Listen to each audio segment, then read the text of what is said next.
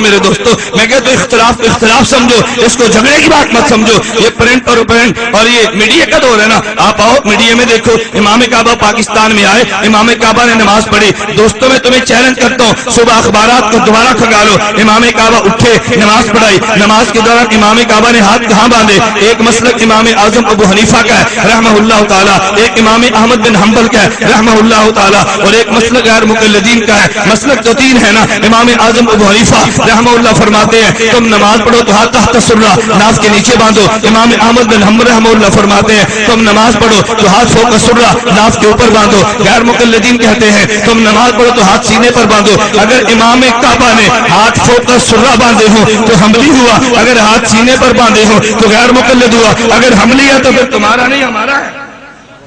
نہیں سمجھے؟ اگر حملی ہے پھر تمہارا نہیں ہمارا ہے. کہ ہم کہتے ہیں نا چاروں مذہب ٹھیک ہے, چاروں مسلک ٹھیک ہے, ہم کہتے ہیں نا. اگر تم کہتے ہو ٹھیک نہیں ہے, میرے پاس فتویٰ موجود ہے, میں فوٹو اسٹیٹ دیتا ہوں. عبداللہ بن سبیل نے فتویٰ جاری کیا, عبداللہ بن سبیل نے علی اعلان فتویٰ جاری کیا. اس نے ایک مسئلہ بیان کیا, مسئلہ بیان کرنے کے بعد امام کعبہ عبداللہ بن سبیل کہتے ہیں فتویٰ لگایا. عبداللہ سبیل فرمانے لگے, کہتے ہیں مالا هذا الهدي والمنهج كان ائمة الاسلام من الصحابہ والتابعین والائمة الاربعہ كالامام ابی حنیفہ النعمان والامام مالک والشافعی واحمد بن حنبل رحمہم اللہ تعالی. وہ رحمہم اللہ کہہ رہے ہیں, ائمہ اسلام کہہ رہے ہیں, تو ان کو گمراہ کہہ رہے ہیں. پھر تیرا نہیں ہے وہ میرا ہے. میں نے امام کعبہ کے پیچھے نماز پڑھی جو پاکستان میں انہوں نے وفاق کے دعوت پہ پنجاب اسلام آباد میں نماز پڑھی. امام کعبہ نے ہاتھ یہاں پر باندھے, وہ تیرا کیسا؟ اس نے آمین سرن کی. وہ تیرا کیسے؟ سر ڈھانپ کے نماز پڑھے. وہ تیرا کیسے؟ وہ کالر نہ پہنے. وہ تیرا کیسے؟ میں کیسے مان لوں تیرا ہے؟ اگر تیرا ہوتا تو بات تیری کرتا. امام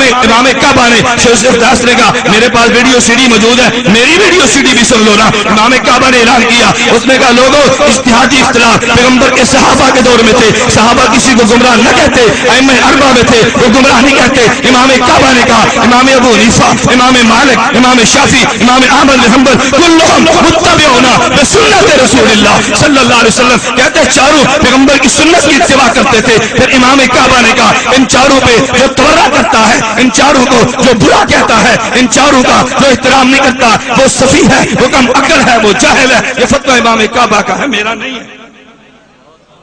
میرا تو نہیں ہے.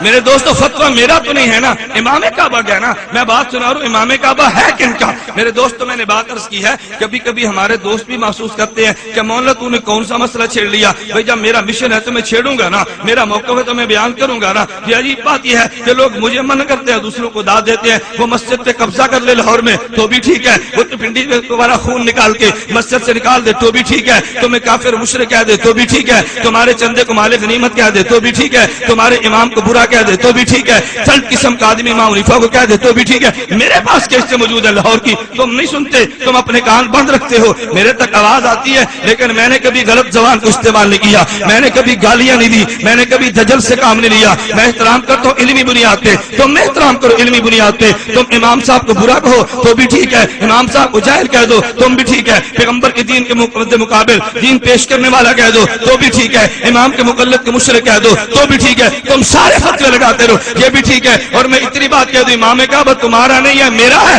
تو کہتے ہیں مولانا اختلافی مسئلہ چھیڑ دیا. میں نے اختلافی مسئلہ چھیڑا, میں تو اتفاقی بات کرتا ہوں کہ امام کعبہ تمہارا نہیں ہے, امام کعبہ ہمارا ہے. امام مدینہ تمہارا نہیں ہے, امام مدینہ ہمارا ہے. میرے دوستوں میں اس لیے بات کہتا ہوں جب بھی حرم کا امام بنا وہ مقلد بنا ہے, غیر مقلد امام حرم کا کبھی نہ بنا نہ کبھی بنے گا. تم بھول لو کبھی بننے پائے. آپ نے سنا نہیں ہے, کہتا نمبردار فوت ہو گیا تو ایک آدمی نے پوچھا اپنی ماں سے, اماں یہ نمبردار تو فوت ہوا, اس کے بعد نمبردار کون بنے گا؟ کہا اس کا بیٹا. اس نے کہا اماں وہ فوت ہو گیا, اس نے کہا اس کا بیٹا. اس نے کہا وہ فوت, اس نے اس کا بیٹا. جب 2-4 نشتے گنوا دی تو میراثن اپنے بیٹے کو کہنے لگی, کہتے پتر نمبردار دیے 100 پشتہ مر جان, تیرا پیو نمبردار نہیں بن سکتا. میں کہتا ہوں امام کعبہ حملی ہو, امام کعبہ شافعی ہو, امام کعبہ مالکی ہو, امام کعبہ حنفی ہو, امام کعبہ جو بھی بنے گا وہ مقلد ہی بنے گا, تمہارا نہیں بن سکتا. تم بھول جاؤ, تم بھول جاؤ. میرے دوستوں میں اس لیے بات کہتا ہوں, کبھی کبھی میرے اسٹیج پر بلانے والے کو بھی مجھے محسوس ہوتا ہے, وہ کہتے ہیں مولانا تمہیں خیال کرنا چاہیے. میں کہتا ہوں میری مجبوری ہے, جو گالیاں میں سنتا ہوں وہ تم نہیں سنتے, اللہ کی قسم جو میں سنتا ہوں وہ تم نہیں سنتے, امام پہ تبرے جو میں نے سنے تم نہیں سنتے, امام صاحب پہ لعنتی گردانے جو میں سنتا ہوں وہ تم نہیں سنتے. ایک بار تم سن لو نا, تم کلیجہ تھام لو اور تم حیران ہو گے یار کتنی ہمت سے بات کرتا ہے, یہ کتنی خاموشی سے بات کرتا ہے, یہ کتنے نرم لہجے میں بات کرتا ہے, اتنی گالیاں سن کر تو کوئی برداشت نہیں کرتا. خیر میں نے عرض کیا اللہ مجھے اور آپ کو بات سمجھنے کی توفیق عطا فرمائے, اللہ ہمیں اپنے مسلک پر ڈٹ جانے کی توفیق عطا فرمائے. ہم اپنے مسلک کو بیان کریں گے, اپنے مسلک کا دفاع کریں گے. مسلک کے بیان کو بھی ایمان سمجھتے ہیں اور مسلک کے دفاع کو بھی ایمان سمجھتے ہیں. نہ گالی دیتے ہیں نہ گالی سنتے ہیں, نہ برا کہتے ہیں نہ برا سنتے ہیں, نہ تبرہ کرتے ہیں نہ تبرہ کرتے ہیں, نہ تبرہ سنتے ہیں. نہ میں تمہارے علماء کو برا کہتا ہوں, نہ اپنے امام پہ گالیاں برداشت کرتا ہوں. مسلک تم بھی بیان کرو, مسلک ہم بھی بیان کرتے ہیں,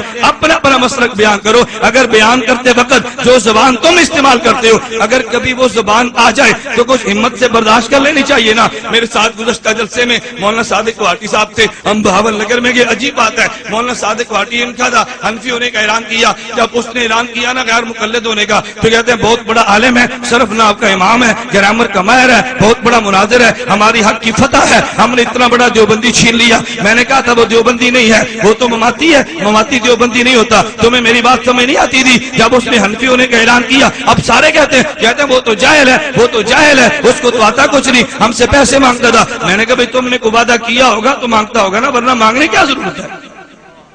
میں جو جلسے پر آیا ہوں تو جلسے کے بعد میں کھڑا جاؤں گا, مولانا نکال کے تو مجھے 25,000 کس ساتھ کو مجھے نکال کر دو. اب ہم دونوں جھگڑ رہے ہیں, 25,000 مولانا کہتے ہم نہیں دیتے. بھائی کیوں نہیں دیتے, تم نے مجھے کہا تھا دیں گے تو تبھی میں جھگڑتا ہوں نا. اگر وعدہ نہ کیا ہوتا جھگڑنے کی بات ہی کیا تھی. تم نے اس سے کچھ مطالبے اس کے مانے تھے, تم نے کچھ اس سے باتیں اندرون خانہ طے کی تھی. اور میں نے آج بیان سنا مولوی اسماعیل الخطیب کا, اس نے بیان کوٹ عبد المالک میں کیا. میں اس کے بیان کا نوٹس لوں گا لیکن کوٹ عبد المالک میں لوں گا, میں اس کے دلائل کا جواب دوں گا مگر کوٹ عبد المالک میں دوں گا, وہاں دوں گا اور جرات کے ساتھ دوں گا. میں تمہارے دلائل کے دھجیاں بکھیر کے رکھ دوں گا کہ تم نے کون سا قسم سے کام لیا. میں اس سے پر اس لیے نہیں آیا. میں ایک بات کہنا چاہتا ہوں, کہتے ہیں اگر ہم نے کچھ دیا بھی تو ہم نے تلیف قلوب کیا.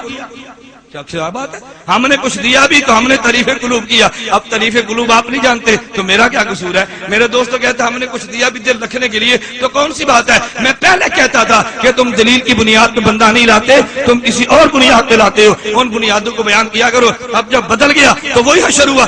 اللہ کے پیغمبر نے پوچھا یہود سے عبداللہ بن سلام کیسے رضی اللہ عنہ, کہا جی بڑا نیک آدمی ہے, بہت بڑا عالم ہے, عالم کا بیٹا ہے, نیک کا بیٹا ہے, سردار ہے, سردار کا بیٹا ہے, بہت بڑا آدمی ہے. حضور نے فرمایا عبداللہ بن سلام ذرا پردے سے باہر آؤ, پردے سے باہر آؤ. عبداللہ بن سلام باہر ہے, کہتا ہے اشہدو ان لا الہ الا اللہ وان محمد عبدہ ورسولہ. کہتا ہے بہت برا ہے, برے کا بیٹا ہے, جاہل کا بیٹا ہے, گندا ہے, گندے کا بیٹا ہے. فوراً بدل گئے, یہ طرز تم نے اختیار کیا. بہت بڑا عالم ہے, ہماری حق کی فتح ہے. میں نے کہا حق کی فتح تو پھر قبول کر لو, تمہارے پاس حق تب ہمارے پاس آ گیا نا. اگر یہی علامت حق کی تب ہماری گود میں ہے. میں عرض کر رہا تھا بہاول نگر بیان ہوا, مولانا نے بڑی سخت زبان استعمال کی, بڑے سخت جملے کہہ دیے. بعد میں میرے پاس چٹ آئی, جیسے ہمارے یہاں چٹوں کا سلسلہ چلتا ہے. ایک چٹ یہ آئی کہ مولانا آپ ان کو منع کریں, اتنی سخت زبان استعمال نہ کریں. میں نے کہا چٹ مجھے نہ دو, یہ سبق آپ نے پڑھایا جو مولانا تمہیں سنا رہے ہیں, میں نے اس کو کوئی سبق نہیں دیا.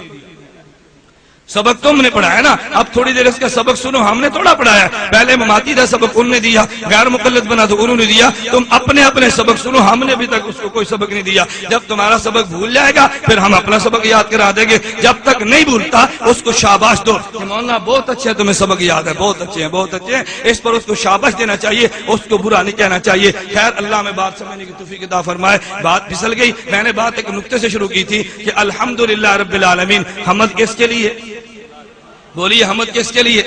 تو ہم پھر پیغمبر کو محمد کیوں کہتے ہیں, یا محمد کا معنی سراپا حمد ہے, محمد کا معنی سراپا حمد ہے. اس قدر تعریف کی کہ حضور سراپا حمد بنے. میں ایک بات کہتا ہوں سیرت شافع معاشر کے حوالے سے صلی اللہ علیہ وسلم, میں نے اسی پہ آیت پڑھی ہے, اسی پہ پیغمبر کی ایک دو روایتیں پڑھی ہیں. میں اس آیت اور حدیث کا ترجمہ کروں گا تو شاید بات اسی میں ختم ہو جائے. میں نے جو قرآن کی آیت پڑھی ہے, یہ قرآن شافع معاشر کی سیرت کو بیان کرتی ہے, اور سیرت بڑے انوکھے انداز میں. انبیاء تو آئے, میں شافع معاشر کے مقام پہ تھوڑا سا تذکرہ کرتا